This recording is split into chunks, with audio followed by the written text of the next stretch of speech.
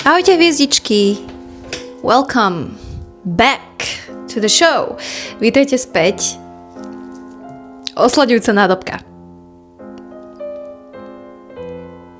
Toto je asi najjednoduchšie kúzlo lásky, ktoré poznám, ktoré je jednoduché a zároveň aj efektívne.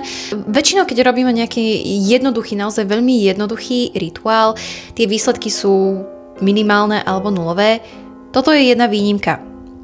Čo to vlastne je osľadujúca nádobka? Osľadujúca nádobka slúži na osladenie nejakého človeka voči vám. Tento rituál môžete poznať z môjho TikToku. Je to fakt také jednoduché, že som to zazdielala na TikToku. Na TikToku zdieľam 5-minútové jednoduché kúzielka. Každopádne, tento rituál tuto na Patreone vám ukážem trošku na inom leveli, trošku viacej vypumpovaný. Čo to vlastne znamená osladenie nejakého človeka?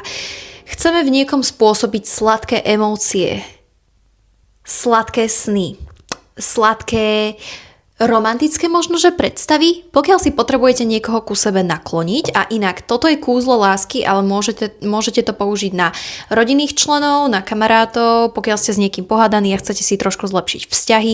Toto môžete použiť na svojho učiteľa, na nejakého suseda. Ja som toto použila na makléra, keď som chcela mať tento byt. Hej, a bolo to veľký záujem, tak ja som použila túto nádobku na svojho makléra, aby teda ten byt padol mne, aby trošku zaťahal za ničky. Výsledky z tohto rituálu sú naozaj veľmi rýchle, ale nie dlhodobé, lebo opäť je to veľmi jednoduchý rituál, pri ktorom budeme používať iba element vody. Voda reprezentuje emócie, emócie, podvedomie človeka.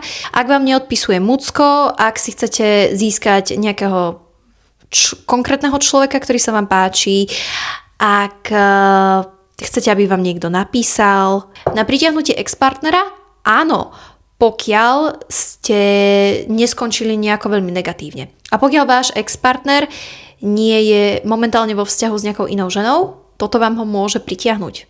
Pokiaľ s tým budete pracovať každý jeden deň, až kým sa nevráti. Vytvorenie takéto nádobky môžete spraviť hocikedy, ale pre najlepšie výsledky v piatok. Prečo piatok? Lebo piatok sa spája s energiou Venuše, čo je planéta lásky. Toto, čo vám inak ukazujem, je nádobka pre moju klientku, pre ktorú som robila viacero rituálov lásky. Jej rituály lásky sa už vyplnili, takže toto už môžem ukazovať. Takto nejako to vyzerá po nejakom mesiaci. Potrebujete nádobku. Ukazujem vám tu rôzne, takže môžete použiť niečo takéto, estetické. Môže to byť malé, môže to byť veľké, môže to byť niečo takéto. Nádobka od uhoriek. Toto mám asi od Nutelly. Toto mám od peanut butter. Tá nádobka môže byť plastová, môže byť sklenená, môže byť hociaká. Takže potrebujete jednu nádobku. Je to biela mágia, takže nejaké strašne veľké prečisťovanie priestoru nemusíte spraviť, ale spravte aspoň trošku trošku, prečistenie hlavne tej nádobky, prečistenie priestoru. Následne potrebujete pero, papier.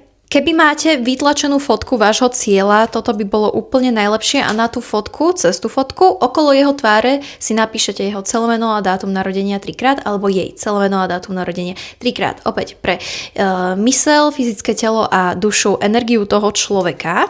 Takže buď fotku toho človeka alebo papierik, na ktorom budete mať napísané jeho celé meno a dátum narodenia 3-krát. Aj keď tá fotka s jeho menom je niečo o mnoho lepšie, pretože je to silnejšia vizitka, energetická vizitka toho človeka. Pozrite si prosím video o tom, čo sú to vlastne energetické vizitky človeka. A potreby. Ingrediencie iba 3. Voda, cukor a sladké drievko. Mina, čo ak nemám sladké drievko? Smola. Tak smola. Toto nenahradíte ničím. Možno... Nie. Toto nenahradíte ničím. Dobre, sladké drievko musí byť. Sladké drievko sa využíva v mágii na sladkú dominanciu nad nejakým človekom. Čiže nie, že len si ho osladíme, my ho ešte aj donútime, aby mi venoval pozornosť, aby bol ku mne osladený, aby ma chcel, aby po mne túžil a stane sa tak, lebo toto je moja vôľa. O tom je sladké drievko. Licorice root na sladké, dominantné pritiahnutie toho človeka.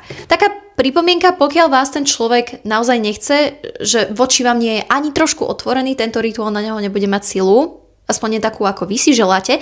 Takže pred vykonaním hociakého kúzla lásky vždycky treba spraviť čo? Výklad kariet. Pozrieť sa na tie emócie toho človeka, pozrieť sa hlavne na to, či je single. Ak je single a není ku vám nejako negatívne postavený, tento rituál na neho bude mať super účinok. OK, poďme na to. Ak máte papierík, otočíte si ho doprava a napíšete cez jeho meno vaše